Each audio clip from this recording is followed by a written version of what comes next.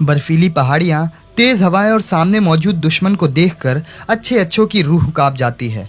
लेकिन भारत का एक ऐसा सैनिक जो सालों से दिन रात लगातार सरहद पर दे रहा है पहरा, आज उसी की वजह से चीन के सैनिकों की पतलून गीली हो जाती है। एक ऐसा सिपाही जिसका नाम सुनकर सरहद पार खड़े चीनी सैनिक भी कांप उठते हैं और जिसकी इजाज़त के बिना खतरनाक सीमा पर एक पत्ता भी नहीं हिलता। दोस्तों, भारत और चीन की सीमा पर 4000 मीटर से भी ज़्यादा ऊंचाई पर एक ऐसी रहस्यमय शक्ति पहरा दे रही है जिसकी सच्चाई जानकर पूरी दुनिया के वैज्ञानिक और सेना के बड़े बड़े अधिकारी भी हैरान रह गए हैं। जब जब भारतीय सेना पर कोई संकट आने वाला होता है, तब तब यह अदृश्य शक्ति पहले ही अपने साथियों को आगाह कर देती है, और जब दुश्मन कोई बड़ी साजिश रचने की कोशिश करता है, तब तब कोई अनजान शक्ति उसकी योजना को मिट्टी में मिला देती है।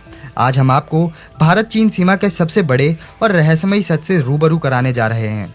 एक ऐसी दास्तान जो आपके रोंगटे खड़े कर देगी और आपको यह सोचने पर मजबूर कर देगी कि क्या वाकई वतन से मोहब्बत करने वाले की कभी रुखसत नहीं होती। तो आइए शुरू करते हैं इस हैरान कर देने वाले सफ़र को, जहां हम आपको हिमालय की उन खतरनाक बर्फीली वादियों में ले जाएंगे जहां आज भी एक अमर सिपाही अपनी ड्यूटी निभा रहा है। बात उस दौर की है जब भारत के पूर्वोत्तर हिस्से सिक्किम की सरहद पर बेहद तनावपूर्ण माहौल थे। चारों तरफ बर्फ की सफ़ेद चादर बिछी रहती थी और हड्डियों को जमा देने वाली बर्फीली हवाएं चलती थी। इसी कठोर माहौल में भारतीय सेना के पंजाब रेजिमेंट तैनात थी और इसी टुकड़े में शामिल थे बाबा हरभजन सिंह, जिनका जन्म 29 अगस्त 1946 को गुजरावाला इलाके में हुआ था, जो अब पाकिस्तान का हिस्सा है। बचपन से ही देश की सेवा का जुनून दिल में लिए हरभजन सिंह बहुत कम उम्र में भारतीय सेना का हिस्सा बन गए थे। उनके स्वभाव में देशभक्ति की एक ऐसी लहर थी जो हर किसी को प्रेरित कर देती थी। उन्हें सिक्किम के बेहद दुर्गम और संवेदनशील इलाके नाथुला दर्रे पर तैनात किया गया था। नाथुला एक ऐसी जगह है जहां मौसम परिस्थितियां पल पल में बदलती जाती हैं और इंसान का वहां टिके रहना अपने आप में एक बहुत बड़ी चुनौती होता है। लेकिन बाबा हरभजन सिंह के लिए देश की रक्षा ही सबसे बड़ा धर्म था और वो हमेशा मुस्कुराते हुए अपनी जिम्मेदारी निभाते थे। 1968 का वह दुखद साल आया जब एक दिन बाबा हरभजन सिंह को एक बेहद महत्वपूर्ण जिम्मेदारी सौंपी गई। उन्हें खच्चरों के काफिले के साथ राशन और रसद का सामान लेकर बेहद ऊंचाई वाले और खतरनाक रास्ते से होते हुए दूर दराज की चौकी तक पहुंचाना था। मौसम बहुत ज़्यादा खराब हो चुका था, चारों तरफ घना कोहरा छाया हुआ था और बर्फीला तूफान तेजी से बढ़ रहा था। रास्ते में बहते हुए उफनते नाले और तीखी ढलान ने इस सफ़र को बेहद जानलेवा बना दिया। सफ़र के दौरान अचानक एक दर्दनाक हादसा हुआ। बाबा हरभजन सिंह का पैर एक फिसलन भरे पत्थर पर पड़ा और वह संतुलन खो बैठे। वह सीधे एक गहरे और तेज बहाव वाले बर्फीले नाले में जा गिरे। नाले का पानी इतना तेज था और बर्फ इतनी सख्त थी कि उन्हें वह बहाकर काफ़ी दूर तक ले गई। जब काफ़ी देर तक बाबा हरभजन सिंह अपनी मंजिल तक नहीं पहुंचे तो सेना के कैंप में हड़कंप मच गया। साथी सैनिकों ने तुरंत एक तलाशी अभियान शुरू किया। पूरे इलाके में भारी बर्फबारी हो रही थी और दृश्यता लगभग शून्य हो चुकी थी। सेना के जवानों ने अपनी जान जोखिम में डालकर दिन रात एक कर दिया, लेकिन 3 दिनों तक लगातार ढूंढने के बावजूद बाबा हरभजन सिंह का कोई सुराग नहीं मिला। समय बीतने के साथ ही सेना के वरिष्ठ अधिकारियों को लगा कि शायद वह इस भयंकर मौसम में भटक गए हैं या कोई दूसरी घटना घट गई है। कुछ समय के लिए तलाशी अभियान को धीमा करना पड़ा क्योंकि मौसम लगातार बिगड़ता जा रहा था। दूसरे जवानों की जान पर भी खतरा मंडरा रहा था। लेकिन असली कहानी तो इसके बाद शुरू होती है। दुर्घटना के ठीक 3 दिन बाद एक रात बाबा हरभजन सिंह के सबसे करीबी साथी सैनिक के साथ एक बहुत ही अजीब और अकल्पनीय घटना घटी।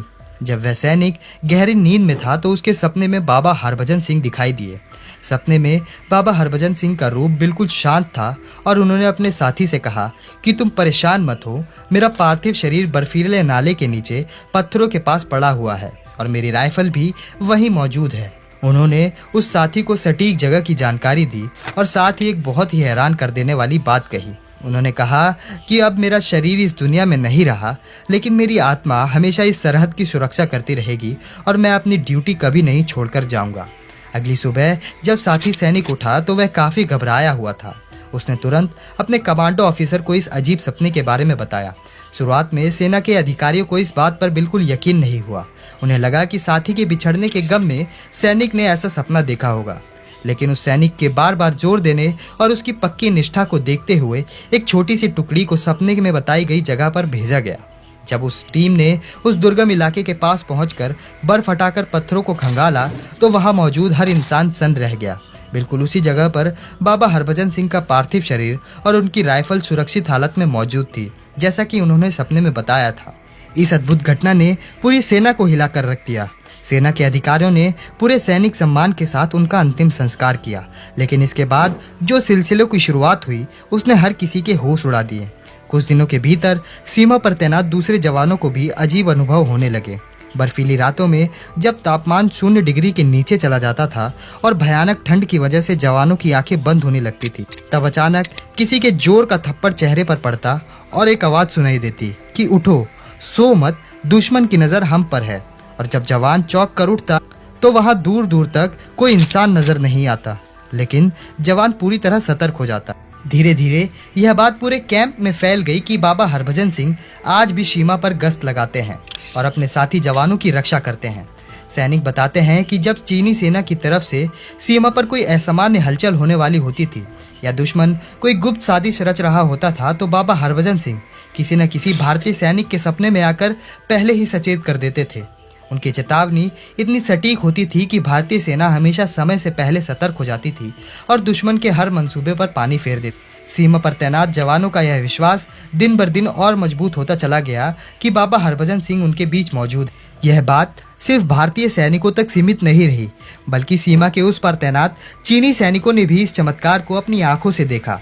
फ्लैग मीटिंग के दौरान चीनी सेना के अधिकारियों ने कई बार भारतीय कमांडरों से इस बात का जिक्र किया कि उन्होंने रात के अंधेरे में एक अकेले सिपाही को सफेद घोड़े पर बैठकर बर्फीले पहाड़ों की सीमा की रेखा की गश्त करते हुए देखा।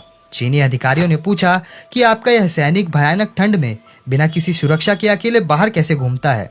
जब भारतीय अधिकारियों ने उन्हें सच्चाई बताई तो चीनी सेना के अधिकारी भी दंग रह गए और उन्होंने इस अदृश्य शक्ति के प्रति अपना आदर प्रकट करना शुरू कर दिया। भारतीय सेना ने बाबा हरभजन सिंह की इस देशभक्ति और कभी न टूटने वाले जज्बे को देखकर एक बहुत बड़ा और अनोखा फैसला लिया।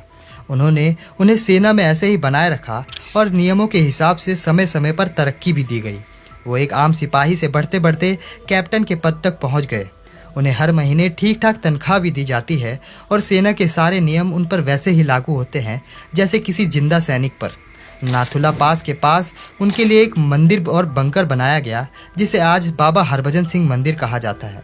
इस मंदिर में बाबा का एक खास कमरा है जहां उनकी वर्दी, जूते, बिस्तर और उनकी रोज के इस्तेमाल होने वाली चीजें सारी रखी पड़ी है। इस मंदिर की दिनचर्या आज भी किसी अनुशासित सैन्य बैरक की तरह चलती है। रोज सुबह सेना के जवान बाबा की वर्दी को धोकर साफ करते हैं और उसे प्रेम से टांगते हैं। उनके जूतों को पॉलिश किया जाता है और उनके कमरे की सफाई की जाती है। लेकिन सबसे बड़ा आश्चर्य तब होता है जब सुबह जवान कमरे का दरवाज़ा खोलते हैं तो कई बार देखा गया है कि साफ सुथरी चादर पर किसी के सोने की सिलवटें पड़ी हुई हैं और रात में पॉलिश किए गए जूते ताज़ी कीचड़ और बर्फ लगी होती है, मानो कोई रात भर बर्फीले पहाड़ों में पैदल चलकर ड्यूटी करके वापस लौटा हो। यह एक ऐसा सच है जिसे वहाँ मौजूद हर सैनिक और अधिकारी ने अपनी आँख से देखा है। हर साल जब जवानों को छुट्टियां मिलती हैं तो बाबा हरभजन सिंह के लिए भी 2 महीने की वार्षिक छुट्टी की घोषणा की जाती है। यह नज़ारा अपने आप में बेहद भावुक और हैरान कर देने वाला है। जब बाबा की छुट्टी का समय आता है तो उनकी वर्दी, उनका सामान और उनकी तस्वीरों को एक विशेष सूटकेस में रखा जाता है। भारतीय सेना के 3 जवान पूरे सम्मान के साथ उनके सूटकेस को लेकर जलपाईगुड़ी रेलवे स्टेशन पहुंचते हैं। वहां से पंजाब के उनके पैतृक गांव जाने वाली ट्रेन में बाबा के लिए एक अलग फर्स्ट क्लास सीट बुक की जाती है। ट्रेन के उस डब्बे में बाबा का सामान रख दिया जाता है और 3 जवान पूरे सफ़र के दौरान उनकी पहरेदारी करते हैं। जब ट्रेन पंजाब के उस गाँव के पास वाले स्टेशन पर पहुंचती है तो वहां पूरा गांव और सेना के अधिकारी उनका स्वागत करने के लिए मौजूद होते हैं। पूरे सैन्य सम्मान के साथ उनके सामान को उनके पैतृक घर तक ले जाया जाता है और 2 महीने तक उनका सामान वहीं रखा जाता है। इन 2 महीनों के दौरान सिक्किम की उस सरहद पर भारतीय सेना के जवान 2 गुना सतर्क हो जाते हैं, क्योंकि जवानों का मानना है कि इन 2 महीनों में बाबा छुट्टी पर अपने गांव गए हुए हैं और सीमा पर उनकी सीधी मदद नहीं मिल पाएगी। इसलिए सीमा पर तैनात पूरी बटालियन इन 2 महीनों के लिए हाई अलर्ट मोड पर रहती है। 2 महीने पूरे होने के बाद ठीक उसी सम्मान और सरकारी प्रतिक्रिया के साथ बाबा हरभजन सिंह को वापस सिक्किम लाया जाता है। उनकी वर्दी तथा सम्मान को फिर से उनके मंदिर के कमरे में स्थापित कर दिया जाता है। इसके बाद सीमा पर तैनात जवानों के चेहरे पर एक अलग ही सुकून और विश्वास लौट आता है कि अब उनका रक्षक वापस आ चुका है। जब भी भारत और चीन के बीच किसी मुद्दे पर उच्च स्तरीय फ्लैग मीटिंग होती है तो वहाँ भी बाबा हरभजन सिंह की मौजूदगी को खास सम्मान दिया जाता है। मीटिंग वाले कमरे में अधिकारियों के साथ बाबा हरभजन सिंह के नाम की एक खाली कुर्सी विशेष रूप से रखी जाती है ताकि वह उस बातचीत का हिस्सा बन सके। बाबा हरभजन सिंह की यह सच्ची दास्तान इस बात का सबसे बड़ा सबूत है कि जब कोई इंसान अपने देश से निष्काम प्रेम करता है तो उसकी भावनाएं और उसका कर्तव्य इस भौतिक शरीर के दायरे से बहुत अलग निकल जाता है। विज्ञान चाहे कितनी भी तरक्की कर ले और चाहे कितने भी तर्क दिए जाएं, लेकिन हिमालय की उन भयानक और बर्फीली ऊंचाइयों पर आज जो शांति और सुरक्षा की भावना जवानों को महसूस होती है, उसका सीधा संबंध बाबा की अमर आत्मा से है। वह आज भी सरहद पर तैनात रहकर हमें यह एहसास दिलाते हैं कि जब भारत माता के ऐसे सपूत इस मिट्टी में मौजूद हैं, तब तक इस देश की सीमाओं की तरफ कोई आंख उठाकर भी नहीं देख सकता। आज भी जब रात के समय नाथुला के पास बर्फीली हवाएं साए साए करती हैं और तापमान -20 डिग्री तक गिर जाता है, तब वहां तैनात जवानों को एक अजीब सी गर्माहट और सुरक्षा का एहसास होता है। उन्हें पता होता है कि उनके पीछे कोई खड़ा है जो किसी भी खतरों को आने से पहले खुद ढाल बनकर सामने आ जाएगा। दोस्तों, बाबा हरभजन सिंह की यह कहानी हर भारतीय के दिल में देशभक्ति का एक नया जज्बा भर देती है और हमें यह सिखाती है कि वीरता की कोई सीमा नहीं होती और फर्ज की राह पर चलने वाले योद्धा कभी इतिहास के पन्नों में गुम नहीं होते, बल्कि वह अमर होकर हमेशा के लिए इतिहास बन जाते हैं। अगर कभी आपको सिक्किम के उन कठिन और खूबसूरत पहाड़ों की तरफ जाने का मौका मिले तो नाथुला के पास बने इस पावन धाम के दर्शन जरूर करिएगा। वहाँ की हवा में आपको आज भी उस अमन सिपाही की अनुशासन और देश प्रेम महसूस होगा जो आपने देह त्यागने के दशकों बाद सिर्फ और सिर्फ अपने वतन की हिफाजत के लिए कड़कती ठंड में सीमा पर मौजूद गश्त करता है। दोस्तों, भारतीय सेना की ये चमत्कारी कहानी हमें यह सोचने पर मजबूर कर देती है कि भक्ति और कर्तव्य की ताकत से बढ़कर इस दुनिया में कोई दूसरी शक्ति नहीं। जब इंसान का मकसद सिर्फ और सिर्फ अपनी जन्मभूमि की सेवा करना बन जाता है तो कुदरत भी उसके आगे घुटना टेक देती है। बाकी आपको बाबा हरभजन सिंह की इस सच्ची घटना पर क्या कहना है? अपनी राय हमें कमेंट में ज़रूर बताइए और इस चैनल को सब्सक्राइब करके इस चैनल का हिस्सा बन जाइए। धन्यवाद।